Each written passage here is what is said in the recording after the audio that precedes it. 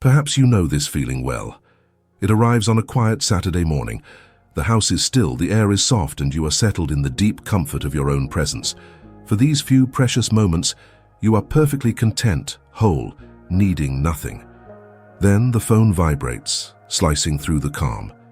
An invitation, an expectation, a well-meaning voice from the outside world insisting you should come out, be social, connect. And in that instant, a familiar heaviness descends. A quiet, unspoken resistance rises from a place deeper than thought. A voice from your soul whispers, "No, not today." Immediately it is followed by the echo of a lifetime of conditioning, the wave of guilt that asks, "What is wrong with me?" You question if you're becoming cold, distant, perhaps even broken. After all, aren't we supposed to crave connection? Aren't women, especially, supposed to be the communal hearth, the open door, the welcoming presence for everyone else? This internal conflict, the truth of your soul versus the expectations of the world, is an exhausting, invisible battle. And the cost of losing that battle, of consistently overriding your inner truth to perform social harmony, is immense. It is the slow erosion of your own life force. It is the feeling of being a ghost at the party, smiling on the outside while your soul is slowly packing its bags on the inside. It is the fragmentation of your own energy, scattered across a dozen interactions that do not nourish you, leaving you feeling more empty in a crowd than you ever did in your own sacred silence. But what if that story, the one that labels your solitude as a flaw, is fundamentally wrong? What if your need to step away is not a sign that something is broken, but a sign that something real and powerful is finally being born? What if it is not a symptom of trauma, but an act of profound healing? The great psychologist Carl Jung understood this journey intimately. He knew that the path to becoming a whole and individuated person, the person you were always meant to be, often requires a conscious withdrawal from the collective noise, not as an escape from the world, but as a courageous return to yourself. This is a sacred stage, a dissolution of the ego structures and social masks that no longer serve your evolution. This video will move beyond surface-level labels like introvert. Guided by the deep wisdom of Jungian psychology, we will decode the profound psychological reasons why a woman who is genuinely happy in her own company can trigger discomfort, fear, and even judgment in the people around her. This is not a video about learning to be more social. It's about finally understanding the quiet, unshakable power you already hold. To begin to understand the effect you have on others, you must first reframe your own state of being. You are not simply alone. You are inhabiting what can be called a sovereign energetic field. This is not a mystical fantasy, but a palpable state of being, grounded in the biology of your own body. It is the result of a nervous system that is regulated, an inner world that is rich and self-sustaining, and a presence that is not seeking anything from the outside to feel complete. When you are truly content in your own company, you are broadcasting a coherent, stable, and peaceful frequency into the space around you. Here lies the first and most fundamental reason your state can be so unsettling to others. A person who is at peace is an unconscious mirror for a person who is not. This is not a metaphor. It is a neurological event. Our nervous systems are in a constant, silent conversation with one another. A process scientists like Dr. Stephen Porges call neuroception. Long before our conscious minds can form a judgment, our bodies are reading the subtle cues in the people around us, their heart rate, their breath, the tension in their muscles, and asking a single primal question, are you safe? A nervous system that is dysregulated, living in a state of chronic stress, anxiety, or unmet need, is broadcasting a subtle signal of chaos. It is a field of static. Your nervous system, when you are in your sovereign peace, is broadcasting a signal of coherence. It is a clear, harmonious tone. When these two fields meet, the person living in chaos does not suddenly feel your peace. Instead, your coherence makes them acutely, painfully aware of their own incoherence. Your calm highlights their inner chaos. Your self-sufficiency highlights their dependency on external validation. Your quiet contentment in just being reveals their frantic need to always be doing something, lest they have to face the silence within themselves. Imagine a social gathering. A woman is there, not trying to be the center of attention, but simply present. She listens more than she speaks. Her posture is relaxed, her energy contained. She is a hearthfire, quietly warming her own space. Another person, full of nervous energy, approaches her. They talk quickly, seek constant agreement, and feed on the reactions of others to feel secure. But when they face the calm presence of the first woman, they find no hook for their anxiety. They receive no frantic energy in return. They are met only with a quiet, unwavering presence. The chaotic energy they sent out has nowhere to go and is simply reflected back at them.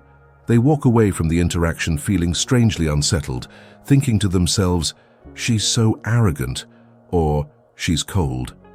But it was not her coldness they felt. It was the chilling recognition of their own inner noise against the vast, quiet backdrop of her silence. This is why the judgment from others often comes in the form of projection. It is far easier for an unsettled psyche to label your sovereign field as a flaw than it is for it to turn inward and confront the source of its own inner turmoil. They are not reacting to who you are, they are reacting to what you reveal inside of them. The stronger and more stable your peace becomes, the more it will agitate those who have not yet cultivated their own. To understand the fear that your solitude can inspire, we must look beyond the individual and into the invisible architecture of our social world. Most human relationships, whether we are conscious of it or not, are governed by a series of unspoken contracts. These are the silent, mutual agreements we make to keep the social fabric intact, to feel safe, and to know our place. One of the most powerful of these is the contract of mutual neediness. I will help you feel needed if you will help me feel needed. I will validate your insecurities if you will validate mine. I will not be fully whole without you, so that you do not have to feel the terror of being fully whole without me. This is the game of codependency, a dance that most of the world is engaged in. We see it in the endless gossip that serves as a distraction from our own lives, the unspoken agreement to focus on others so we don't have to focus on ourselves. We see it in the bonding that happens over mutual complaint, where we validate each other's victimhood to avoid the difficult work of taking full responsibility. We even see it in the subtle agreement among women to not shine too brightly, lest our light make another feel insecure. These contracts, while often born of a genuine desire for connection, are prisons disguised as communities. The woman who genuinely likes her own company has, without asking for permission, unilaterally ripped up these contracts. She has walked off the stage in the middle of the play, and the other actors are left confused, exposed, and unsettled. When she no longer participates in gossip, she breaks the contract of mutual distraction, forcing others into a silence they find uncomfortable. When she no longer joins in the chorus of complaint and instead offers a perspective of empowerment or acceptance, she breaks the contract of mutual victimhood. And when she unapologetically embraces her own light, her own joy, her own success, she breaks the contract of diminished light. Her actions are not perceived as a personal choice. They are perceived as a systemic threat. By demonstrating that she does not need to be rescued, she reveals the unnecessary nature of their heroism. By showing she is not bored in her own company, she reveals the superficiality of their constant distractions. By not needing their validation, she reveals that the validation they offer may not be as powerful as they believed.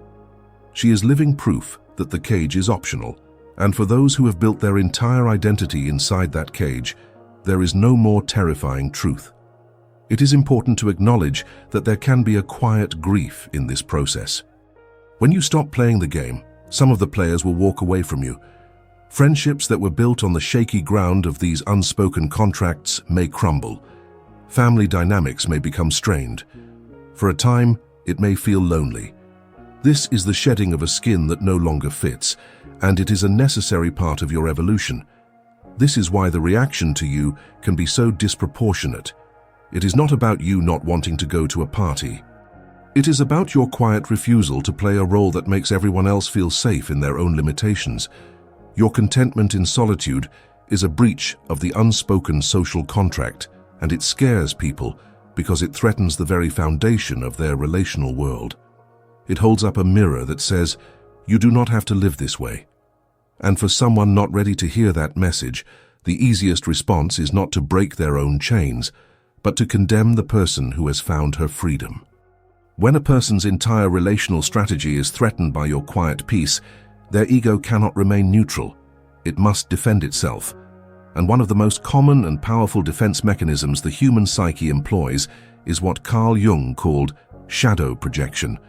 The shadow is the part of ourselves that we have disowned, the qualities we were taught were unacceptable, the desires we were told were selfish, the potential we were too afraid to claim. It is the sum of everything we refuse to see in ourselves, the dark brother or sister who lives in the basement of our psyche. And because we cannot bear to see these parts within, we project them outward, seeing them as glaring flaws in the people around us. Here is the secret that will liberate you from the weight of others' judgment. When a person is made uncomfortable by your sovereignty, they will project their own disowned shadow onto you. Consider the person who secretly longs for more quiet and depth in their own life, but is terrified of the silence, addicted to the constant stimulation of drama and social noise.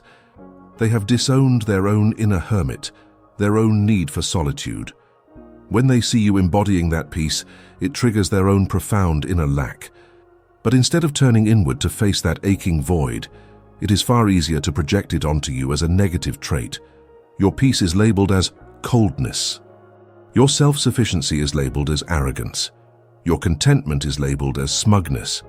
Listen closely to the specific nature of the judgments, for each one is an unconscious confession from the soul of the person speaking.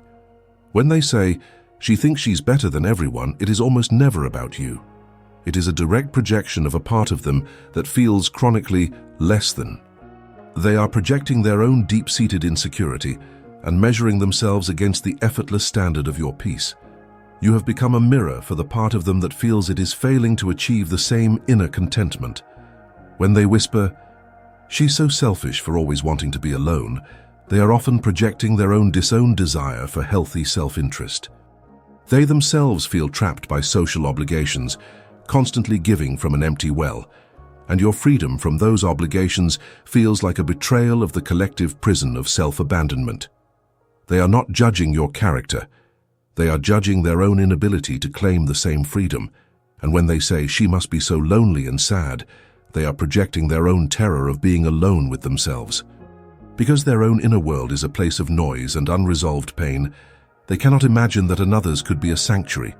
They project their own inner emptiness onto your silence and call it loneliness. The woman who enjoys her own company becomes a blank screen for the projections of a restless world. They are not seeing you. They are seeing their own fears, their own unlived lives, their own forgotten desires for a deeper connection to themselves. Understanding this is a profound act of power. It allows you to see that their judgment is not a verdict on your soul, but an X-ray of theirs. It frees you from the need to defend yourself because you realize there is nothing to defend. You are simply living a truth they have not yet had the courage to live themselves.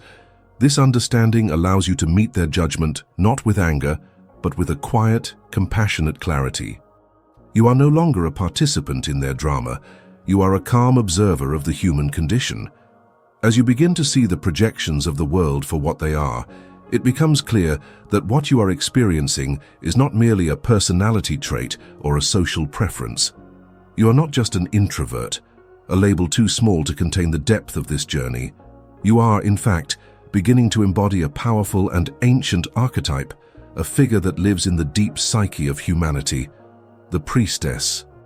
It is important to distinguish the priestess from her archetypal sisters, the queen and the hermit. The queen rules an outer kingdom. Her focus is on her people, her realm, and her worldly influence. The hermit withdraws from the world almost entirely, seeking wisdom in pure, isolated introspection. The priestess, however, walks a path between the two. She does not rule an outer kingdom, but a sacred inner one. She does not abandon the world, but her primary allegiance is always to the sanctity of her inner temple.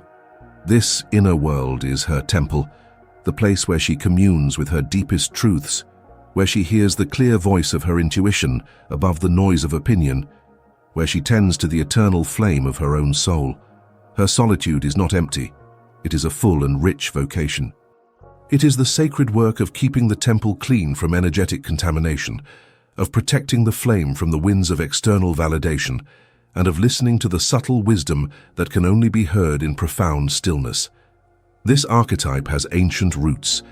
In Greek mythology, it is the energy of Hestia, the goddess of the hearth, the sacred center of the home. In ancient Rome, it was embodied by the Vestal Virgins, women of immense power and respect whose sole duty was to tend the sacred flame of Vesta, ensuring it never went out. The well-being of the entire state was believed to depend on their dedication to this inner sacred task. Their power came not from worldly action, but from their unwavering commitment to their inner focus.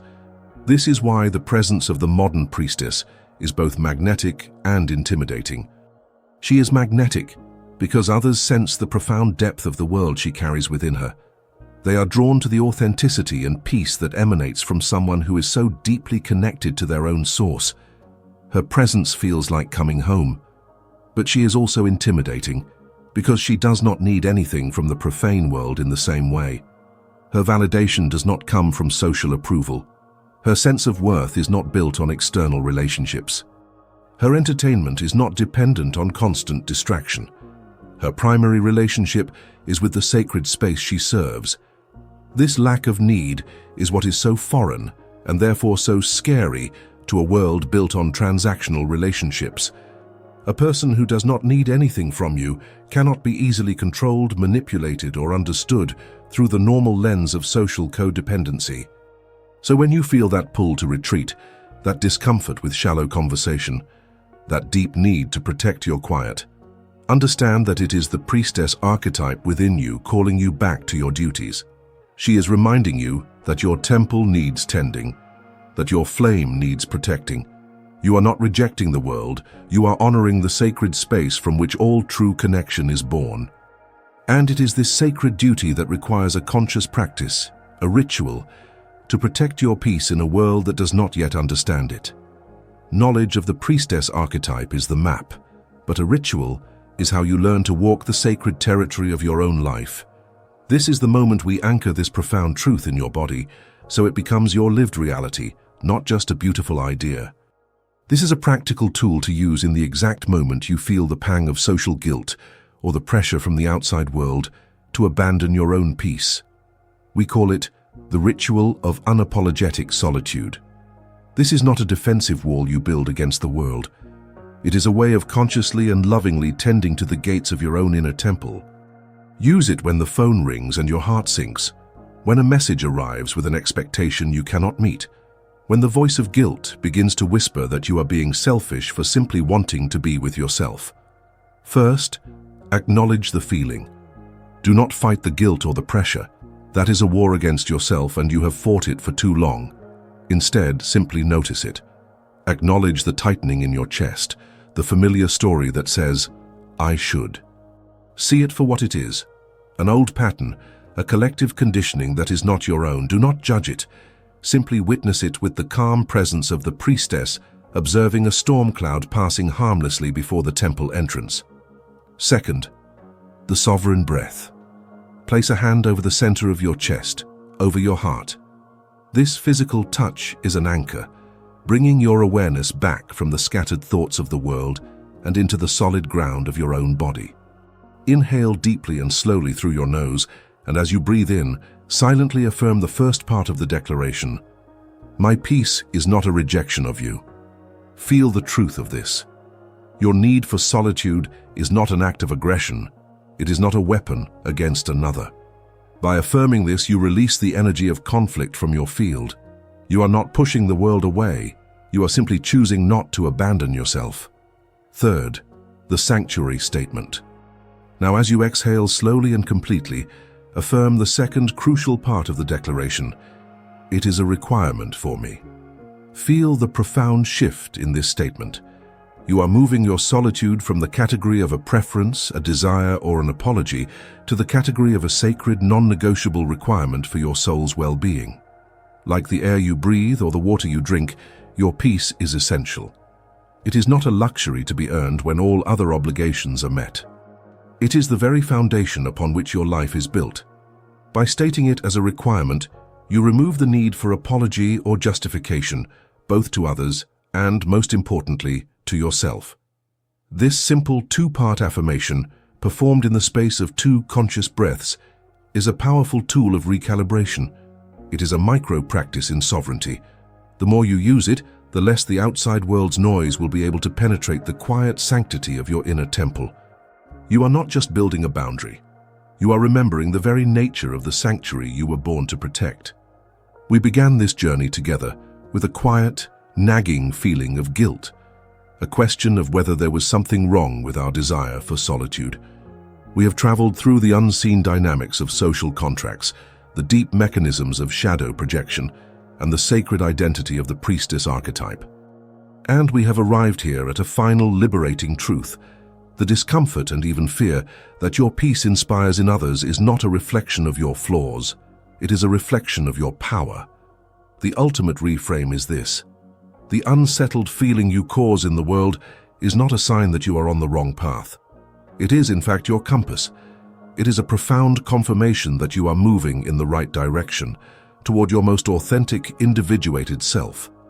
When the world that is out of alignment with its own soul becomes uncomfortable in your presence, it is undeniable proof that you are becoming more aligned with yours. The judgment of others is no longer a verdict to be feared. It is data to be observed, a validation of your progress.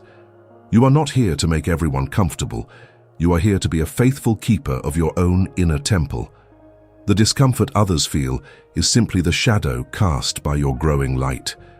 And your sacred duty is not to dim your light to accommodate their eyes, but to shine so steadily, so unapologetically, that you may inspire them to turn inward and find their own.